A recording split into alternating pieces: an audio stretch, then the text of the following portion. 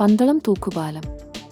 പത്തനംതിട്ട ജില്ലയിലെ പന്തളത്തെയും കുളനരെയും ബന്ധിപ്പിക്കുന്ന ഈ തൂക്കുപാലം കേരളത്തിന്റെ ആധുനിക സമീപനത്തിന്റെയും പൗരാണികതയുടെയും ഒരു സുന്ദര സംയോജനമാണ്.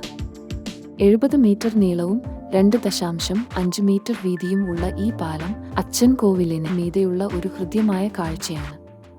ആകാശത്തേക്ക് നീളുന്ന വലിയ തൂണുകൾ, ഇരുവശത്തും കേബിളുകൾ, നദിയുടെ പ്രതിബിംബത്തിൽ മിനുങ്ങുന്ന വെളിച്ചം എല്ലാം കൂടി ഈ പാലത്തെ വിനോദസഞ്ചാരികളുടെയും തീർത്ഥാടകരുടെയും പ്രിയ കേന്ദ്രമാക്കുന്നു.